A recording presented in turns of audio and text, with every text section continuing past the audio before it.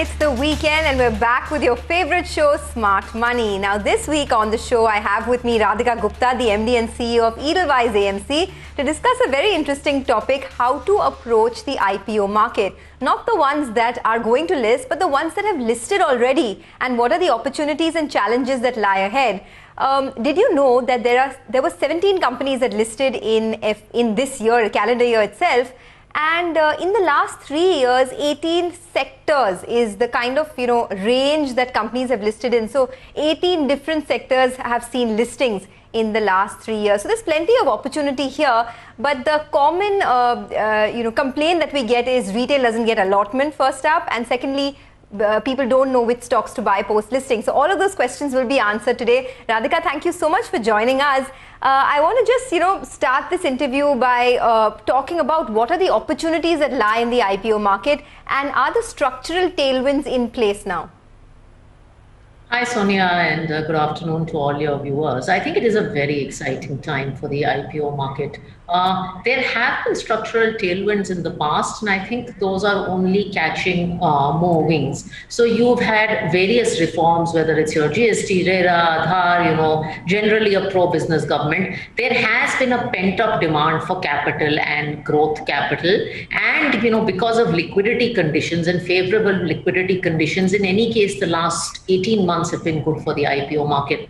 What is actually most exciting, however, is that India is a market where there has been a significant amount of private equity activity that has happened over the last decade or so, and that's just increasing the private equity volume into India. And when private equity is looking to exit from these investments and make money, the IPO market has been the preferred route, and that is something we're seeing. So PE/VC exits that are happening through the IPO route are material. IPOs have become a favored route for exits, and I think that is creating a lot of opportunities across different sectors. And I think if I were to look at the opportunities ahead, there are a lot of new age businesses. I think when we are from the equity capital markets and mutual funds, we're used to the traditional businesses, banking, construction, IT services, etc. But a lot of your new age businesses are actually coming to market via the IPO market. So whether it's something like an IndiaMart or a Nazara in the gaming space, in the own industry that I represent, whether it's something like NSE that will come up, many AMCs that are listing, CAMS that has listed. So all these are new age financial services players. Or, even luxury consumption brands that many of the viewers will be familiar with, like a Kalyan Jewelers, a retail brand like a DMart. All of these, I think, is new age financial services, healthcare even. These are all opportunities that are going to be available via the IPO market. It's very interesting you give us these examples, because I was going through the recent performance of the IPOs, and it's very hit and miss, right? What's happened this year. You spoke about Nazara. That one is up, about 60% since its listing. But on the flip side, even if you look at something like a Kalyan Jewelers, it's down 31%. And you gave both those examples right now. So if you had to advise the retail investor watching you now, what are the new opportunities that you see that will yield good returns for investors in the IPO market? So I would say that I'll share with you one statistic that kind of corroborates what you're saying, and then I'll come to opportunities. I don't think IPO investing is different from fundamental investing. Unfortunately, what has happened with IPO investing, and retail investors think of it as a listing day subscription, thing. I'm going to buy on leverage, and it's about how much money I make on listing day, and every IPO will have listing day returns. None of this is true. An IPO is just an event, Sonia, in the life of a company. And the same rigor that goes into fundamental selection of any business goes into fundamental selection of IPOs. And that's what we do here. We look at IPOs in core fundamentals. We look at management quality, we look at margins, we look at the size of opportunity, we look at whether the business is structural, or we look at whether the business is cyclical. And I think the same parameters that apply to general equity investing apply to IPOs. I'll give you a small example. There are about 22 small IPOs that listed as small caps that have today become mid caps. 4 of them have actually become large caps. But there are also 4 small cap IPOs that became suspended. So it is IPO investing, and there's a lot of talk in my industry of passive investing. IPO investing is not passive investing. It is definitely active investing, where you need to look at the fundamentals of a company. Okay, so you were telling us that there are a list of upcoming IPOs in a wide range of sectors, right? So let's talk a little bit about that and what is the potential here. I was going through the list that you sent me. There are so many companies. Zomato, of course, is the more popular one in the internet space. There's also Glenmark Life Sciences and Pharma, which is a space that everyone's talking about nowadays. In the microfinance space, there's Arohan Financial Services that will be coming up with its IPO. And of course, a whole host of others. I mean, that list will come up on your screen. So what do you see as the big opportunity, Radhika, over the next, say, 1 to 2 years? Which ones would you pick and which ones would you avoid? So rather than going, stock by stock, I'll give you a sectoral sense of where we think the opportunity is. I think new age financial services is very, very exciting. I think traditional indices have had banks and NBFCs, but there are a lot of capital light financial services models. So there are names like SBI Cards that listed, and I think cards is a very interesting space. Insurance doesn't have enough listed players. That continues to be an opportunity. And call me biased, but I think asset management is one of the best opportunities in financial services. You had HDFC list, you had UTI list, you got Nippon listed, you're now going to have Aditya Birla listed. So I think some of these names are very interesting. E-commerce is a little bit of an interesting one, Sonia. You have to see how these companies play out, because something like Zomato is loss making right now, and you have to see how it sort of drives its future in the listed market. Healthcare is a very interesting opportunity going forward. Healthcare in general is a very interesting opportunity, but healthcare going forward will be interesting. We think some of the allied construction and home improvement names could also be interesting. So you'll have names in the tile space lift, you'll have names in the hospital space lift. So I think healthcare and construction also could be two interesting spaces. Okay, you said that you're biased and this financial services space is something you like, but since we're talking about finance, a lot of the NBFCs are coming up with IPOs as well, right? I was looking at it. Utkarsh Small Finance Bank is coming up with an IPO. Aadhar Housing Finance has its IPO coming up in the next perhaps 12 months or so. Jana Small Finance Bank as well. Is this a space that you particularly like, or given how the COVID situation has panned out, higher NPAs, rural distress, would you avoid this space just for the time being in the IPO market? In the actively managed funds, so far we've been a little more muted, but we will evaluate each opportunity as it comes. I think in small finance, we will evaluate every opportunity as it comes. I don't think we're saying we're going to rule out anything in the fund. We will evaluate any opportunity as it comes. And sometimes, what happens in the IPO space is, Sonia, it doesn't mean you invest at IPO. Some of these companies, and we've had this in our portfolio, list at a very muted listing, contrary to what the market says. And then you have a very interesting opportunity from a pricing perspective to pick up some of these companies. Okay, now let's talk about the challenges, because as you were saying, a lot of investors exit immediately after listing. Those who get allotment, that is. First of all, allotment is a problem for retail, and then these investors see minor listing gains or even listing losses and then exit immediately. How do you overcome those challenges? So I think there are two issues. One is that, subscription numbers have gone through the roof for good IPOs. I mean, I was just looking at some data, Sonia, and IPOs that sort of list well and then had the 15% plus kind of listing day gain, they are probably 16 to 20 times oversubscribed in the retail category. And in the HNI category, that number will be 200 times. So what happens is you take funding, you apply, and everybody says, oh, I didn't get anything. And then the second thing is people definitely miss out on the fact that there is post-listing day gains. So we looked at the top half of the IPO table, and while a lot of money is made on listing day gains, an equal amount of money is made if you held for 1 year after. I think what people don't realize is that when a company comes to IPO, there is a new set of investors who start looking at it. It has a certain earnings momentum. PE is adding some value.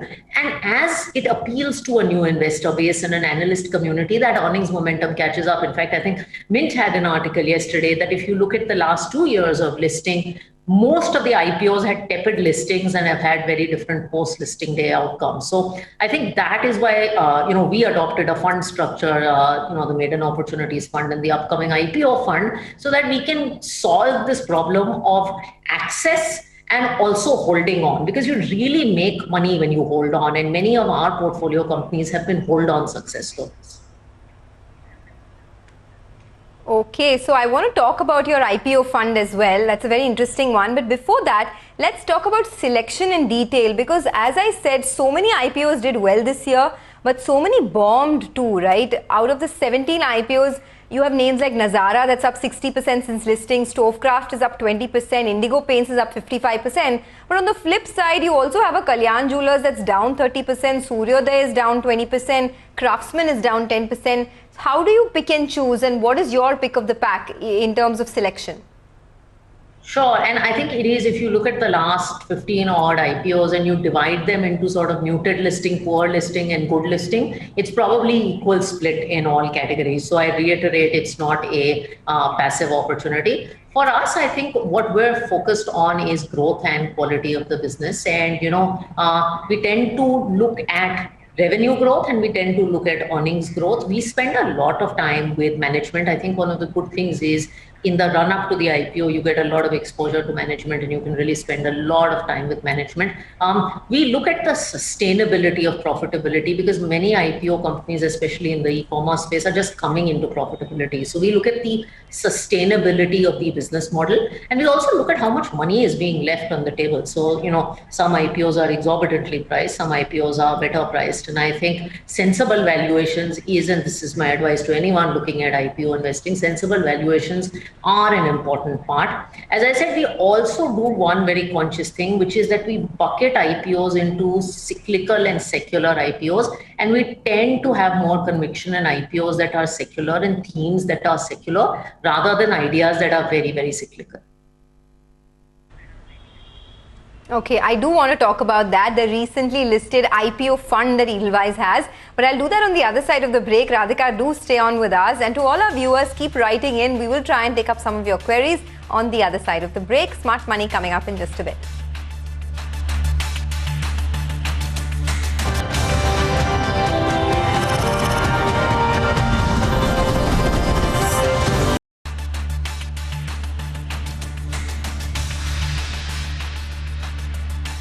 Welcome back. You're still watching Smart Money on CNBC TV 18. We're speaking with Radhika Gupta of Edelweiss. Radhika, I wanted to talk a little bit about the Edelweiss recently, listed IPO fund. How do you select? What have you selected in that fund, and how has the performance been so far? Oh, so just a little color on this fund. Sonia, this was a fund that was launched 3 years ago. Its erstwhile name was Edelweiss Maiden Opportunities to refer to new opportunities. And it's really looking at the last 100 kind of IPOs that have come out with the idea that if you look at traditional multi-cap funds, you probably get 5 to 10% exposure to many of the things we talked about before the break. There's no exclusive product giving people access to IPOs, selection ability, and holding ability. And now, as you said, it converts into Edelweiss recently listed IPO fund and becomes a new fund. So this fund broadly holds about 30 to 40 names in the last 100 IPO universe. It can participate in fresh IPOs via listing day gains. Mutual funds can take anchor positions. They can also apply in the IPO. It also applies in past IPOs that have happened in the last 1 or 2 years, because as I said, earnings momentum continues. And so 30 to 40 names, probably about 35% of the portfolio in financial services, some amount in consumer, some amount in technology. Happy to talk through specific IPOs that we participated in this fund. But one of the interesting things in this fund is, and we benchmarked it to the multi-cap index, but over the last 3 years, the fund has compounded at about 14.5% which is why we said we'd open it up to a broader universe of retail investors. So the fund had a very strong history in its last 3 years. It's participated, Sonia, in now 150 odd IPOs. Okay, in fact, I was going through, the fund returns. Of course, in the last 1 year, the market has done so well and the fund has also returned about 70%. In the last 3 years, it's about a 12.9% return. So not outsized gains, but double-digit gains nevertheless. And since inception, it's up about 14%. But you said you're happy to speak about the individual, themes that you have picked. And I was going through the sectors and stocks. You have a lot in this technology space. So whether it's L&T Infotech, whether it's something like a Dixon Technology, Affle India, and these are new listings that have done exceptionally well. Is this a space that you're betting on? Yeah, so we do have technology, electronic equipment. This has been an important one because our traditional indices have always been IT services. So I think in terms of three top bets, it is technology, consumer discretionary. We also have quite a bit of consumer discretionary, Sonia, whether it's something like DMart, so we have those kind of names in the portfolio. And as I've talked about 30% financial services. So it's had SBI Cards was a super one for this fund. ICICI GI has been good. HDFC Life has been good. So I think these are the three big bets that the fund has made. And interestingly, this portfolio is also very equally split across market cap. So it's a myth that all IPOs are small cap. This is about one third, one third, one third in terms of small cap, large cap, mid cap. Okay, I also want to talk about the opportunity in pharma and this whole hospital path lab space, because I do notice that you have a lot of these stocks here, whether it's something like a Lal Path Labs or Metropolis. These new listings in the last 3 years have done exceptionally well. Even something like a Laurus Labs, for example, outsized returns for investors. Do you see a lot more scope, or at some point do you think that the run is done on many of these names?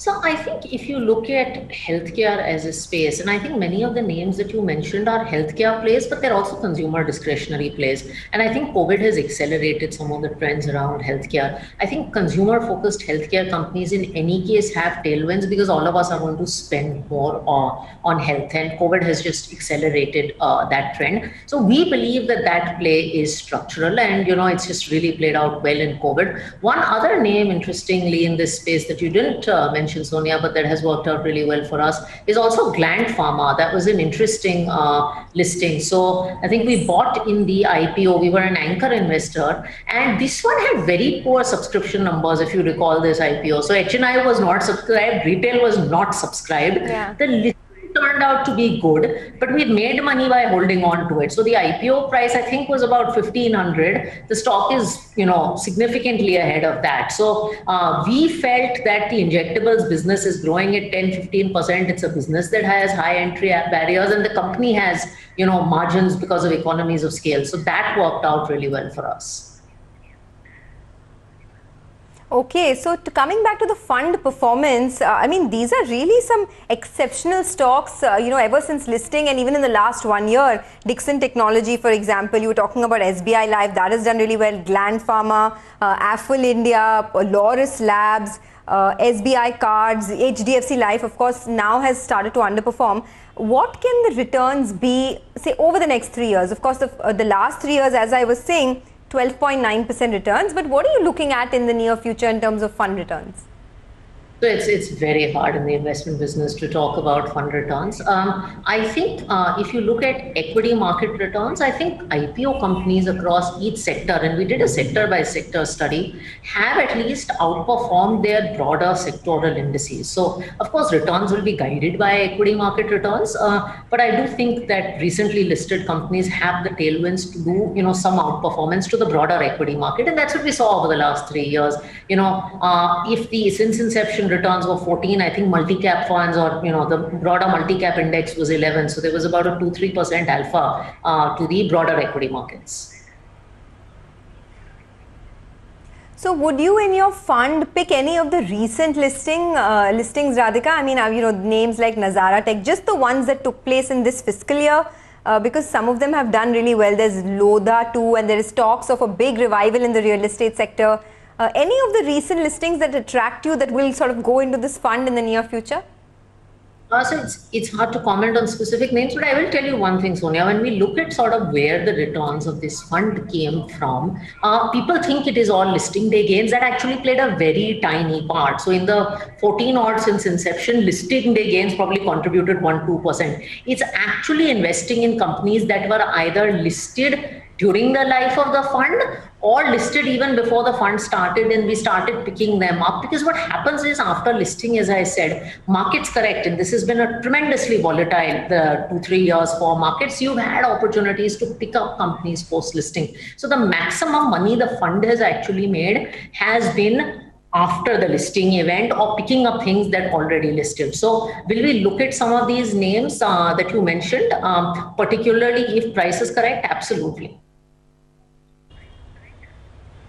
Okay. Any other, I mean, we just have a couple of minutes left, so I wanted your advice for our retail investors watching you right now. Any other red flags that you'd want to keep in mind while investing in the IPO market, or for post-listing gains? I think be disciplined, and I repeat, IPO investing is not special. It's not about listing day gains. Pick quality companies. Whether you're investing in large cap companies, mid cap companies, or recently listed companies, companies are companies, and good companies are good companies. So really focus on the quality of the company you're investing in. Don't be, and I'll leave you with a story on this, don't worry and obsess about the listing day gain. Sonia, a little before I got married in 2007, there was a very small company that listed, and it had a disastrous listing. The subscription numbers were terrible. It was a terrible listing. And this was IPO frenzy. This was like 2007, 2008, when there was complete frenzy. That company today is one of India's largest mid-cap giants. If I asked you to guess the name, it's Page Industries. Okay. So remember that the listing day wow. Okay. doesn't tell the story. And there have been many IPOs at that time, by the way, which I will not name, that had blockbuster listings that are not even 1/5 the size of Page Industries. And we were just talking about a recent one, right? Gland Pharma, for example. Subscription was poor, listing was not great, but look at where the stock has reached. Absolutely. Your advice is very, very well taken. Radhika, it was a pleasure. Yes, go ahead.